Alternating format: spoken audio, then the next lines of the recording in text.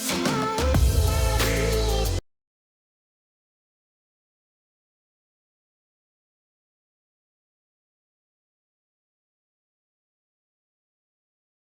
right, guys, welcome to the podcast. We're here on Going the Distance. It's been a while since I've posted one of these kinds of videos. This is where I talk with friends, teammates, people that I meet along this journey of trying to play professional soccer, and we talk about their journey of how they've come along to where they are today through soccer.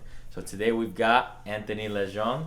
What's up, y'all? Thank you. Did I pronounce it right? Legendre? Yeah, Legendre. Legendre? Yeah. All right, cool. It's better than most people, so Uh-huh. it's good.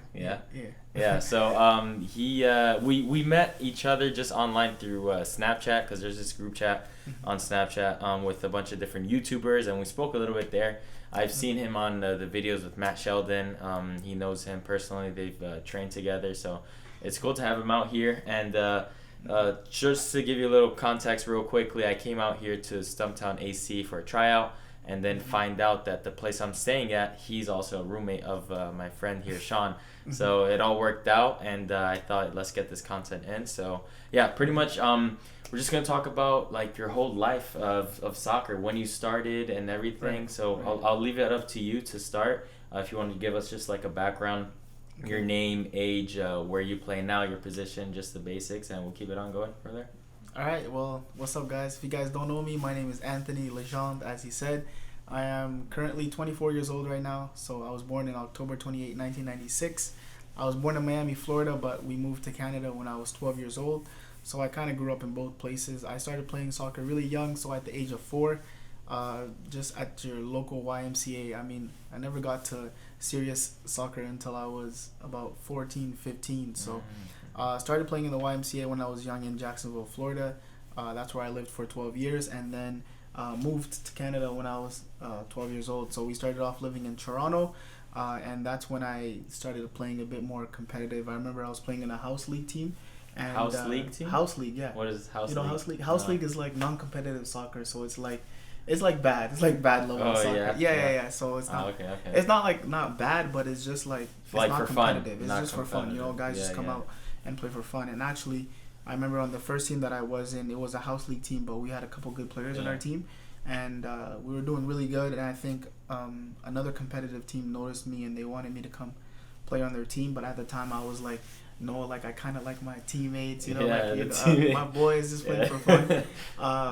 But yeah, so that's when I started playing competitive really. Right. And then when I moved to Ottawa, Ontario, I started playing with a local club called Ottawa Royals, which is has like regional level. So they have some competitive teams, and then they have some amateur teams as well. So I think when I got to the age of 13, 14, that's when I really wanted to pursue it. And I was really blessed, honestly, because most of the people that I surrounded myself with, or the people that were in my life, wanted the same dreams and aspirations as me. That's so important, right? Just having that circle of like just having the people that want the same goal as you. So that's really cool.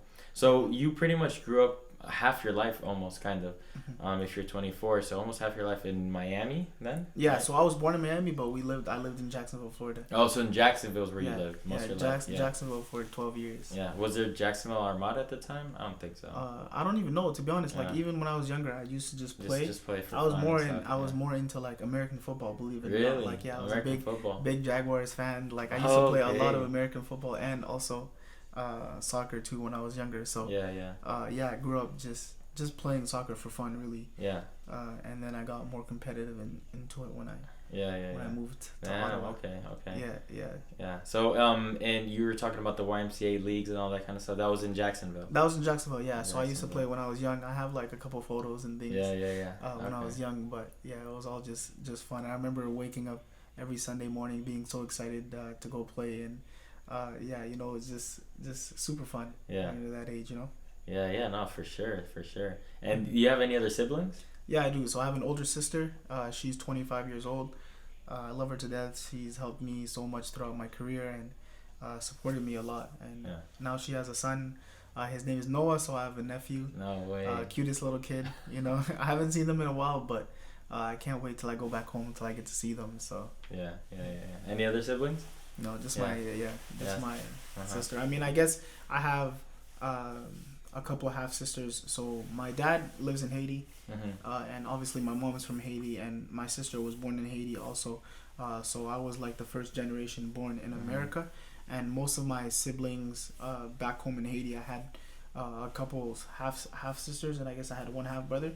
And same thing for them too. They were also like really supportive of me, because every summer when I was younger, I would go to Haiti, go spend time with my dad and my half brothers and sisters, and honestly, they've just all been super great in my supportive life. Having that supportive foundation is so important.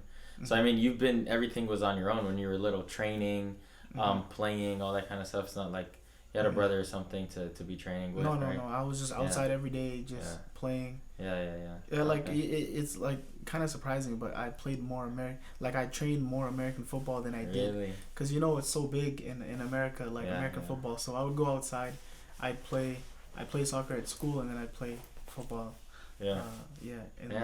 That's cool. So when would you say is like the first time you started doing like individual training on your own? When I got to 14, 15. 14. Is that when you were in Ottawa? I was in Ottawa. So me and my close friend at the time, we wanted to try out for the pro academy, which was Ottawa Fury FC. And so they weren't pro academy, but it was like the highest level competitive, closest to pro that we had in Ottawa. They traveled overseas. They went into the States a lot to go play. So me and my friend, we tried out for the team. Now back then I wasn't the best athletically, so I was kind of chubby, and so, but I've always been like a technical player, so good touches, good passing, good vision and things. But so me and my friend, we didn't make the team one year. I remember we both went on trial, we didn't make it, and the coach said, listen, I like your technical abilities, but you just got to work on your physical aspects, so getting faster, changing the way you run and things like that. And so that's when I really started to focus on individual training, where in school I joined cross country, so I was running every day. After cross country, me and my friend would go to the parks. We do a lot of the extra touches that we needed to do. So 14, 15 I would say is definitely when I fully started. I can relate, because for me it was more of like 15, 16 is when I first started like the individual training. Is that's like when you like decide, okay, I think I want to make this into a career, or I just want to get better and better and better, which eventually leads to that vision of playing professional soccer. That's awesome. So you were like 14, 15 now in Ottawa, and you went for that tryout. How was that? I guess that's like your first rejection.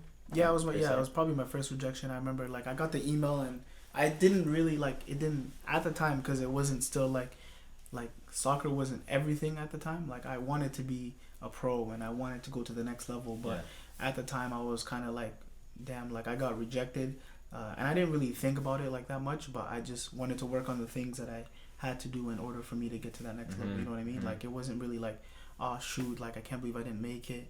It was like I didn't make it, and I knew why I didn't make it, right? I knew the things that I needed to do in order to make it, type thing. It makes sense very much. Okay. So then when was like you said you started getting into competitive soccer in Ottawa, so when was the first team you made? So the year after that, like obviously I told you I didn't make it, and I would train every single day, I kid you not. So I would wake up in the morning, either train before school, during school, at lunchtime I'd have cross country practices, and then I also played club. But I also played for my high school soccer team, so I was like super active, and I didn't even realize it. But throughout the whole year, I had lost like so much weight, and I just remember my mom and my sister telling me, "Yo, like what the heck? Like what happened? Like you lost so much weight, and it's because of all the things that I was doing at the time. I didn't realize it." And so throughout that whole year, I worked a lot on my physical, also technical. So playing, getting more individual touches, and then the following year, I go to the tryouts and. Had a really good tryout. The coach really liked me. Ended up making the team. That same team. That same Pro team. Academy? Yeah, the same team that I told you that I got cut from. And so the coach, me and him, we had a really good relationship. So he brought me along, and then that's when we started playing a lot more competitive. So I started going to places like the IMG Academy. So we played some teams there, and we played a lot of teams over in America. So it was cool. It was really cool. 16. Yeah, 15, 16. That's when. That's a long way from Ottawa to Florida. Yeah, right? Yeah. We flew that one time, but there was a lot of times we would go to like New Jersey to play. We drive down we take a bus down like 9 hours or whatnot. But It was cool at the time, but I did have to sacrifice a lot of things because there was a lot of things going back home. Like my sister, she's kind of a nerd, and so she does really well in school, but like I missed her graduation and all that type of stuff that my family had going on, But at the time, I was just so focused and locked in with soccer, that I just had to miss those things. No, I feel that that's just a part of the lifestyle of a soccer player. I mean, it's like you don't show up to practice maybe once in a season for something very important. That's understandable, but like missing it like for a couple times for graduation and things, it's tough. I mean, you miss practice, you're not gonna play that next game. You don't play that next game, you don't get better, and it's like a domino effect. I feel that. Yeah. So then getting into that team, what was the name of the team by the way? So it was called Ottawa Fury FC. Yeah, it was. Yeah. They started off as a PDL team. They did really good, and then they ended up going pro. So they went to NASL. Do you remember the NASL? NASL, yeah. So they played in the NASL, and that's when they started bringing players in, like experienced players from overseas and really good players. Yeah. And so that's kind of like that was a transition. So at the time, it was you either play for Fury or you play for OSU. Those were like the two top club teams in Ottawa, basically. Yeah. So I played for them for about a year, and then come around when I was 17, 18, ended up getting a new coach, and the new coach that came in, I don't know, like he didn't really like my playing style and whatnot. Like I still made the team, but for some reason I wasn't playing as much as I used to, or he didn't have as much faith or trust in me. So it was tough that year because like I wasn't playing, I was training. I felt like I was one of the better players in practice, but still didn't get to play in things. And so that same like next year I ended up getting cut, and I think during that time that's when I realized that I was like, whoa, like I really want to be at the next level. I really want to play pro. I want to be the best player that I can be. So I got cut from the team, but I didn't leave the team. I asked the coach if I could stay and train for the whole year because at that time my best friend was still on the team. So I'd go, like I remember we'd bike like wherever it was, like we'd bike from our homes, we'd bike to training. I would train with the team, and you could imagine I wasn't a part of the team, but I'd be going to training with them, and then I'd also play Auto Royals. So I went back to the Auto Royals club that I told you about, the competitive. So I was playing games with them, training with the Fury, and so I just kept improving. Honestly, that year, that's probably one of the years that really helped me develop as a player, because a lot of times where I'd go to practice, the players would be like, oh, like you're not good, like you're not a good player. Like not necessarily say it to my face, but it's kind of like they didn't take me serious, like I'd be in training and I just never focused on that stuff. Like I just put my head down. I didn't care. I went to training, like even though I wasn't a part of the team, like I was just trying to get as much extra work as I could. And so throughout that whole year, 2014, and then Ottawa Fury brought in these new coaches. So they brought in Mark DeSantos, who's the coach of the Vancouver Whitecaps right now in the MLS. I'm not sure if you know them. Yeah. The MLS side, Whitecaps, and then he brought in his brother, which was Phil Dos Santos, and he was a technical director. So they ended up making it a Ottawa Fury Senior Academy and a Junior Academy. Okay. So they were still NASL at the time. So basically, our team was going to be the second team for the NASL team. Wow. Okay. So and then I remember throughout the whole year they were transitioning. So I wasn't on the team, but I was in training and practicing throughout the whole year. They were transitioning to that, and I remember I was like, well, man, if I want to make this team, I'm gonna have to, do something special, do something really good. So, I always remember this because at the time I had just graduated high school. I didn't think about going to college yet because, I wanted to be a pro. I didn't want to do the college route. So during that time, I remember I was working at a gymnastics center.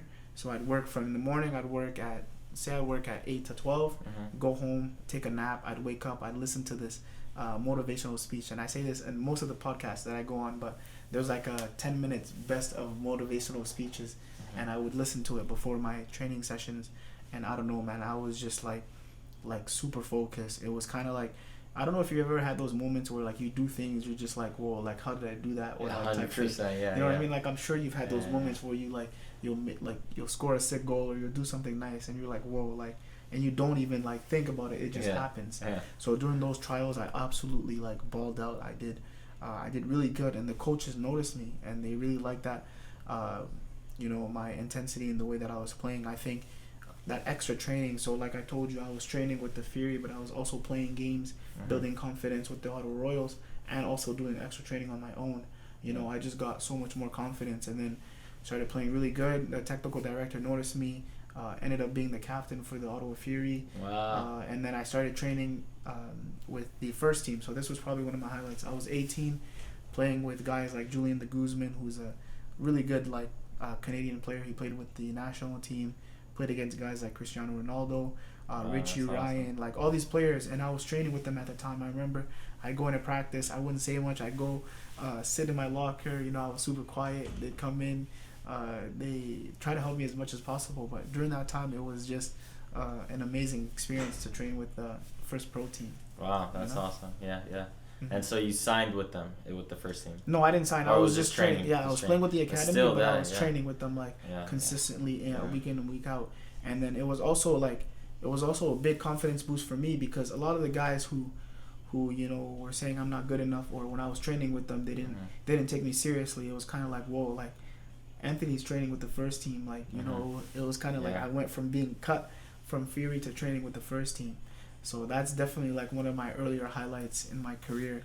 And then after that, ended up going to France for a little bit. So me and my friend, we were like, yo, let's go to France in the summer, trying to make it. But obviously we were young and kind of stupid, because I had no idea about anything about visas, about all this stuff. We just said, yo, we're leaving, we're going to France, let's do it, man, let's go play. You know, because everyone wants to play in Europe. When you're young, that's where you want to play. You want to go to Europe, but we didn't even know, like, you need a European passport, all this type of stuff. So we went. It was a really hard time for us, and didn't go as well as we planned.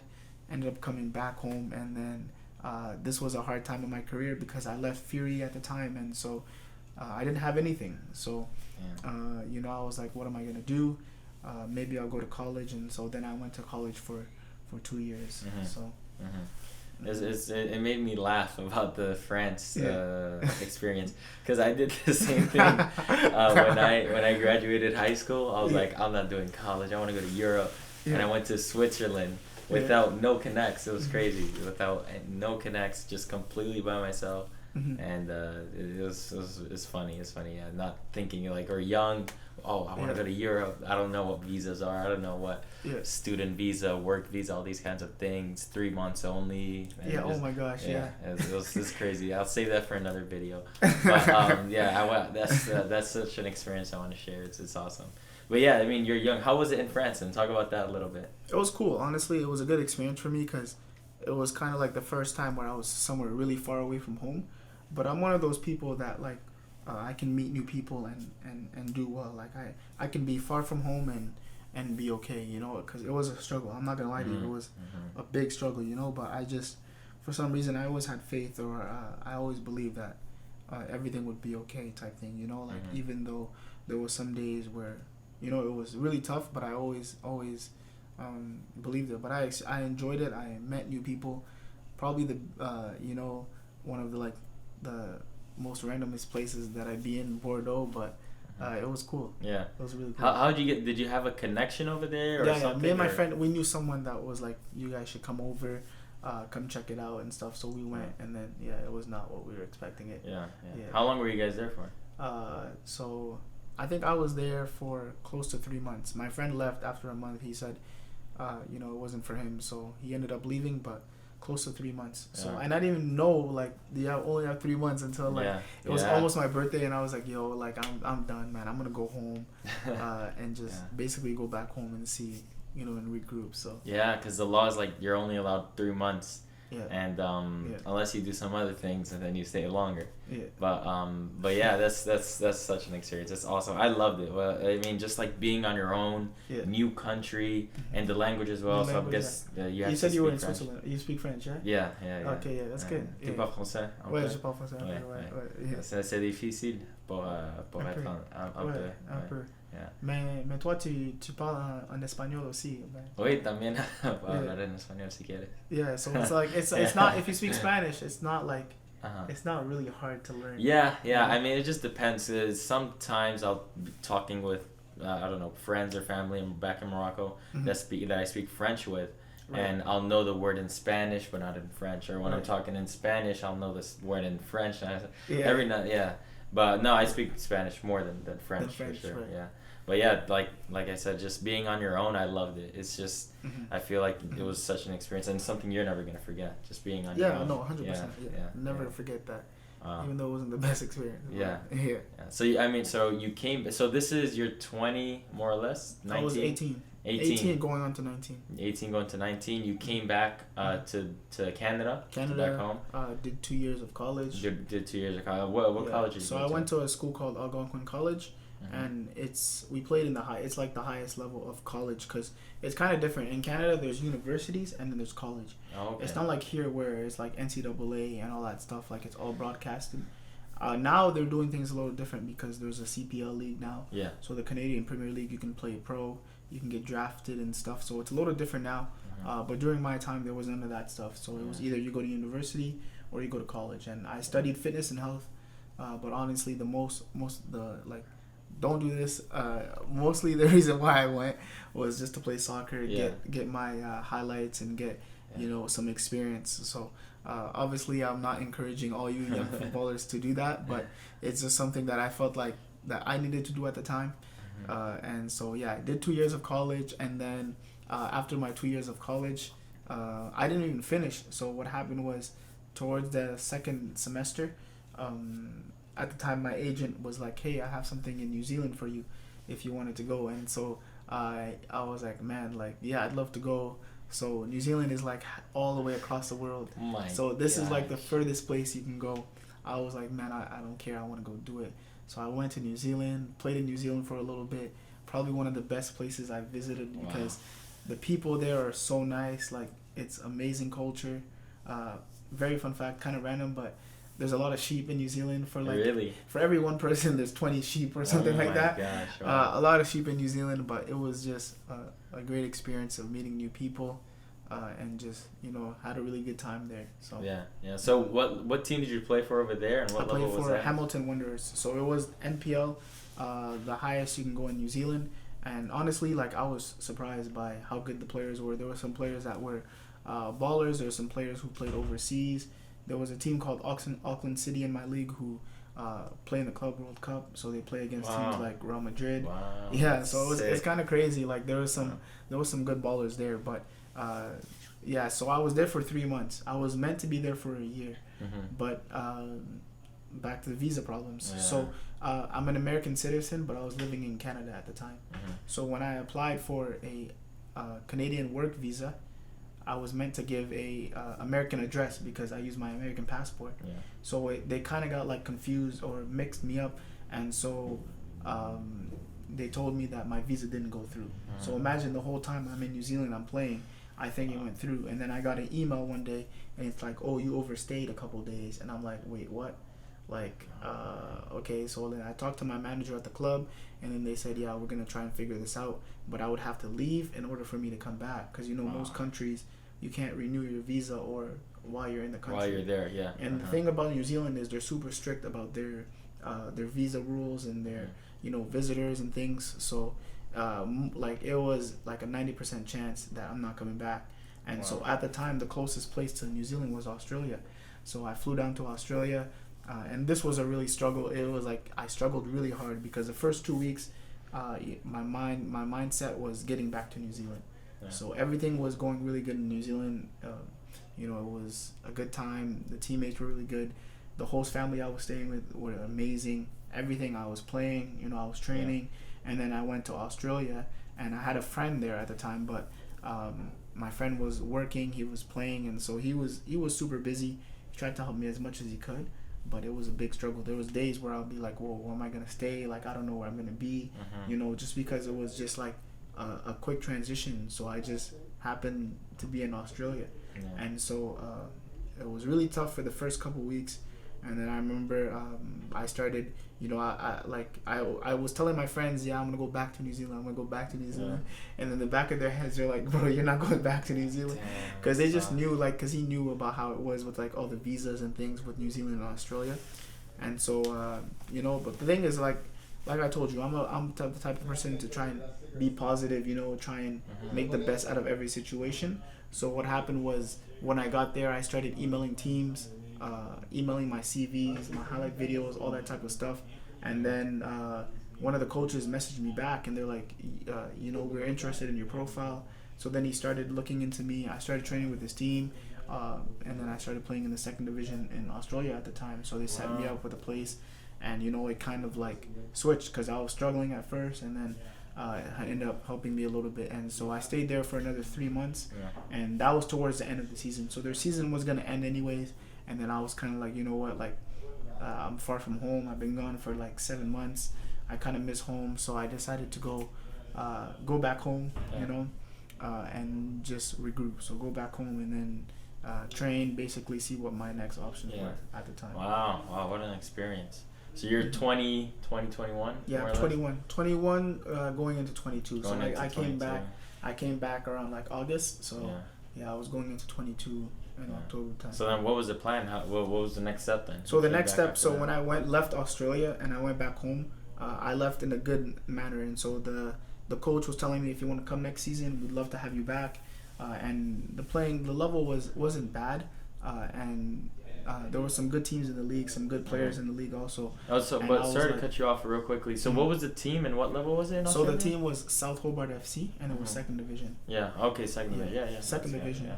So the level wasn't bad. It wasn't as good as some people would say, but it wasn't as bad. Like it was the best that I can find at the time, and the best that I could deal with. So I went back home in August, and then the coach was like, if you don't have anything and you'd like to come back to Australia, give us a shout. You can come back to preseason in November. So the club was like highly connected into a lot of different clubs. So they were based in Tasmania, but he had a lot of connections in Melbourne. And so in Melbourne, it's the mainland. In the mainland football, there's a lot more money that's invested. So if you're playing second division in the mainland, you're making good money.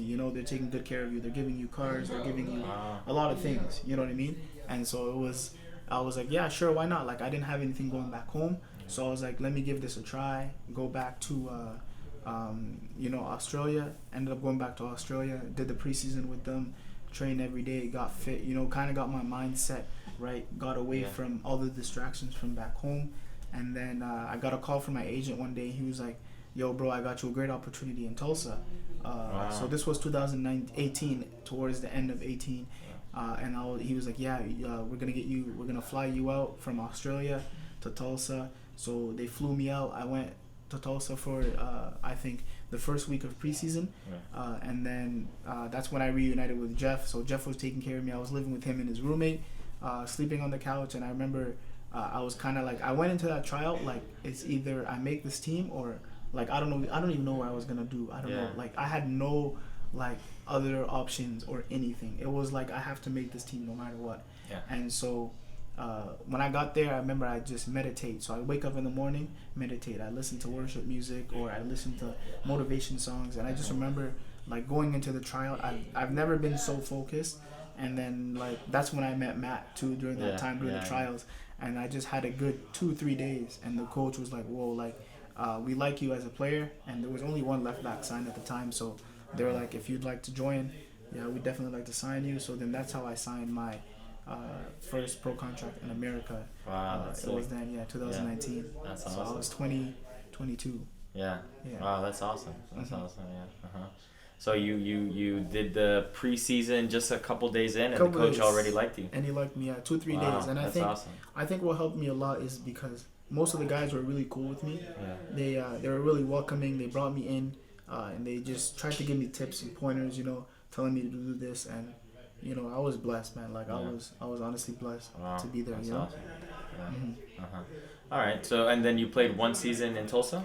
One season in Tulsa, it wasn't the best year overall for the team, but for me it was a big accomplishment because I played from like 12 to 13 games, and I wasn't meant to play a lot of games, but I think our left back got injured within like 2 weeks or 3 weeks of the preseason, so I got a good opportunity to step up, and I played a couple games. I think I played well for the most part. I showed that I could be at the level, but it was just those moments where I would turn off or I would switch off.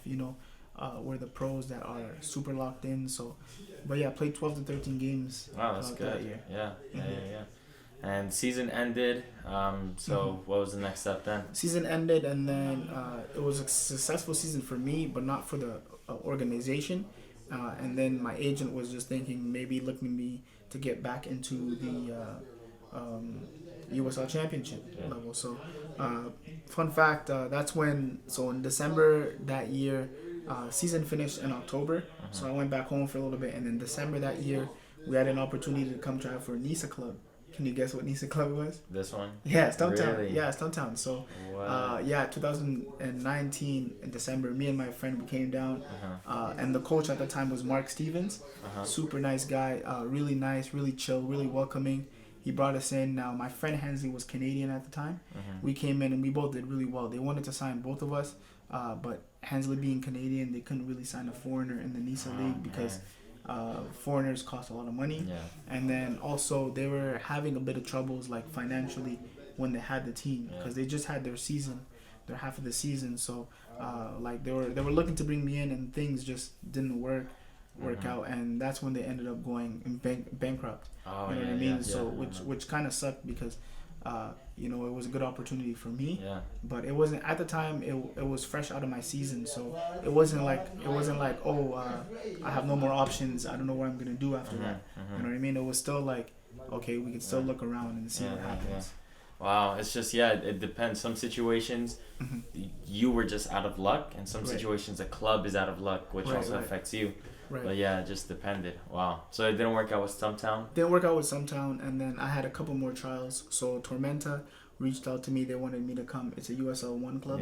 Wanted to me to come out on a trial, and I went there, and I don't know, for some reason, like my first training session, normally I do well in like team tryouts. Like I'll fit in well, you know, I can play, but for some reason when I got to Tormenta, it just didn't feel right. Like I didn't feel myself, honestly, and you know, I didn't feel as confident as I usually am when I'm playing.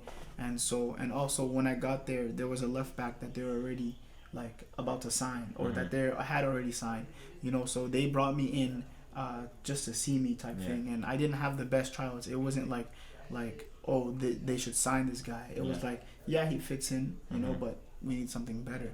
And so it didn't work out for me. Ended up going to Michigan Stars for a tryout in the Nisa. And a lot of guys have the stories about Michigan Stars. Have you ever heard about them? I've heard like 5 already. A lot of guys have stories, but you know, let's just say it just didn't work out for the best there. I went there for 2 days, and then it just didn't work out. But it's kind of crazy because I'm a firm believer of everything happens for a reason. And it's kind of crazy. During that time, I went back home, and then 2 weeks later, COVID hit. Oh man! So everything locked down. Like there was no traveling, no going through the border. So imagine if I stayed in America and I got locked out. I wouldn't be able to go back home. And during that time, you know, like I just felt like I had to be home, you know, because there was so much going on with everyone around the world. I was blessed to be home with my family, with my aunt, with my mom and my sister, you know, my cousin. And so it's just like it just wasn't meant to be. You know, I signed, like I didn't sign, but it just worked out really well. And so during that summer, it was probably like the hardest time of my life because obviously I didn't have a contract. I wasn't training. I wasn't motivated. We were in lockdown. We couldn't do anything. And then like I don't want to get super sad here, but one of my best friends, like the guy that I brought up to you a couple times, that I told you that we used to train with, like since I was playing in the Auto Royals, so played with him with the Fury. He passed away in about I think June, and so he passed away in June, and it was a really hard time. Like I remember being so angry, and like I had no motivation to train, nothing. I was just so upset, you know, and it was hard for me at the time, you know, and it brought me really close to my friends and my family at the time because there was a lot of people supported me, and it was just really tough. But I just remember being really mad, you know, at the situation, and you know it was a sad time. But like I said, imagine if I was in America or I was away, I wouldn't have been there for my best friend's funeral. I wouldn't have been there for my friends and my family to support them, you know. So it was a tough year, and then getting closer to October in 2020, around October, November, I remember Matt hit me up, and Matt was like, yo, bro, what are you doing for preseason? Like, do you want to come out? We can get you out to Portland. You've been training with me. And then I was like, yeah, bro, let me do it. Let me come out with you. So I flew down to Portland, trained with Matt for like 3 weeks, had the best training, made some new connections, played against probably the best player that I've ever played against, like, while I was there. His name's Rubio. Yeah, he's playing in the MLS now. So, yeah, it's a baller. And then, like, Matt helped me a lot, man. Like, during that time, you know, I was stuck in and out of lockdown in Canada. No motivation. Like, I would train for 2 weeks. I'd feel fit, and then we'd go into lockdown. Yeah. So then Matt really helped me. He brought me out, you know, helped me get, obviously, my YouTube going, you know, and helped me with a lot of social media, helped me with link in a lot of things. Link in description. Yeah, you guys probably already follow him, but yeah, Matt's the GOAT, man. He's the guy. He helped me a lot that year, and then, then I was just moving around America. So even till now, I haven't been back home. Yeah. I did a couple combines. So I did a combine in Louisville. With OPSM. I trained at the Tulsa residency with OPSM also, and then that's when the opportunity to come to play in the USL 2 in South Bend, Indiana, and the time there, bro, it was a really good time. Yeah. Like I really enjoyed it. Like most of my teammates, you know, I had some good highlights there, good people, and just enjoyed the experience. Yeah, and it definitely prepared you for this opportunity now. Yeah. At Stumptown, right? Yeah, 100%. Because it gave me so much confidence. Because I wasn't playing before, so I came in. You know, I played probably like 12 out of 14 games. Yeah. So I was getting match fit. Yeah. I was the captain, so the coach really believed in me. Like, the coaching staff believed in me, and so it just helped me with my confidence. Yeah. You know, helped me a lot to come into here. And also make some new connections. I don't know if you saw, but like I met Alfonso Davies like while I was in Indiana. Really? Yeah, I actually made a YouTube video with him because one of my close friends on the team at the time in Indiana, his best friends with Alfonso, and so he was like, bro, Alfonso's in Chicago. Like, if you want to come meet him, like, let's go. So I went. No way. Yeah, that's bro. So insane. So during the summer, bro, I had so much like fun. Met some really cool guys. Played with a lot of really good players and played a lot of football. So yeah, that's sick. Yeah, man, and then our season just finished last Sunday. Yeah. So we're Saturday today, right? Yeah, Saturday today. Our season just finished last Sunday, so we had our last game. Played 90 minutes there, and then I think 2 days before that, that's when Godwin gave me a call, and Godwin was like, "Yo, bro, like, you have to. We're gonna get you a ticket out to Charlotte, because we have a trial opportunity for you in the NISA club." And you can imagine my mindset was already like set to go home. I was like, I'm going home on Wednesday just to regroup, train, and then try to see where I can go. So I was focused on going home. I was making plans with my boys. I was calling them, "Yo, boys, I'm gonna be back next Wednesday. I can't wait to see you guys." And then Godwin called me. He's like, "Bro, you're going to Charlotte, all this." And then so we booked my ticket on Saturday night. Flew in Monday, and then that's when Sean came to pick me up. So I messaged him as soon as Godwin told me. Okay. Yeah, Sean was like, "Bro, come stay with us." You know, Sean's a goat, actually. Sean's a goat. Get his Instagram in the description below. Bro, follow Sean. In case Sean's... Bro, Sean right here, right there, right this center right there. We're going to put Sean's Instagram right there. Hit him up, and just on his latest Instagram post, put in GOAT. Just put the emoji. GOAT. That's it. I'm going to do that in my video, too. Bro, he helped me out with the housing. He helped Anthony out with the housing. He came to pick me up from the airport, brought me here, and then the next day I had training. Brought me to we went to training together. And these guys have been amazing. Like, I feel like I've only known them for like 4 days, but they've been such good guys. So, and now I think I probably already announced it.